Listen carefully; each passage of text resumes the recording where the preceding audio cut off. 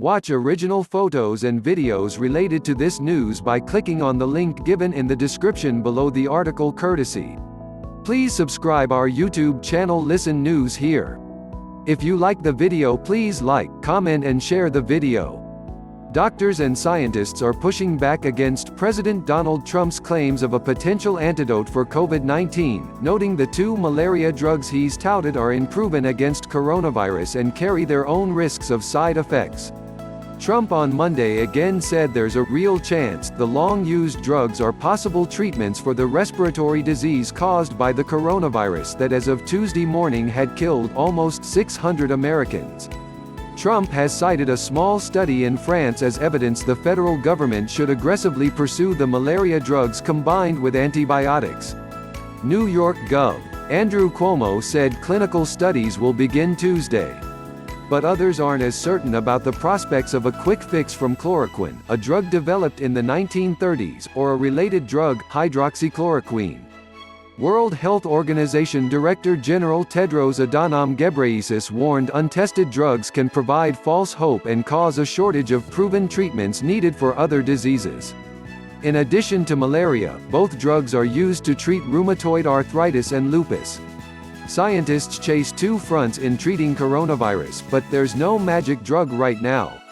Anthony Fauci, the director of the National Institute of Allergy and Infectious Diseases, noted information on malaria drugs combined with antibiotics remains anecdotal and needs to be evaluated in a clinical study.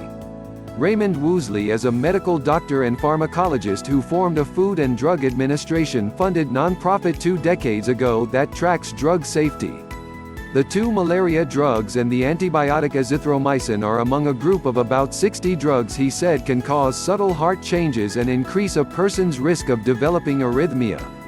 In an alert to doctors and in a blog post on his nonprofit's website, Woosley urged doctors to be aware of the risk and use an electrocardiogram to screen patients for signs that might reveal a person's risk of heart trouble.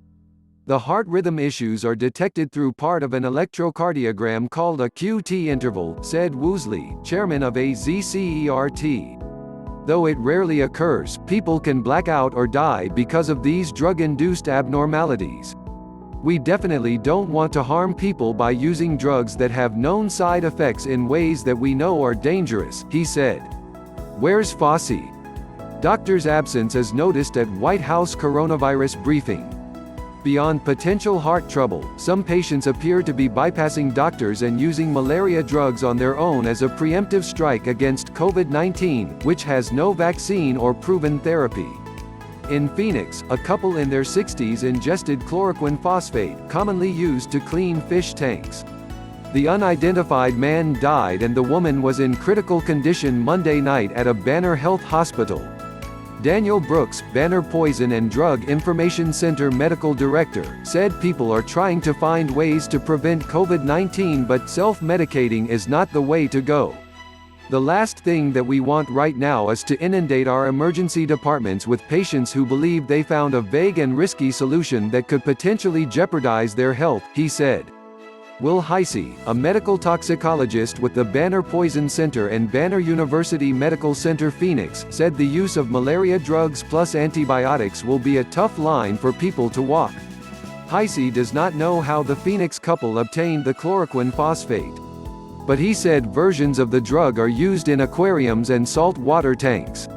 If the drug becomes more widely available, he fears children and even adults might ingest harmful doses. To put this in every American home would be incredibly dangerous, Heise said. The French study evaluated 26 people who received hydroxychloroquine as an experimental treatment for COVID-19. 6 people received a combination of the malaria drug and the antibiotic azithromycin. The study reported viral loads, as measured by a nasal swab, were lower in patients who received the malaria drug and cleared in 6 people who received both drugs. Of the 6 dropped from the study, 3 were transferred to hospital intensive care units, 1 died, 1 stopped taking the drug because of nausea and 1 decided to leave the hospital. Woosley said it's difficult to evaluate the results because of the study's design, the number of patients who dropped out and the lack of information on side effects. It wasn't scientifically rigorous, he said. It was anecdotal. It's a hint that somebody needs to do the right kind of study.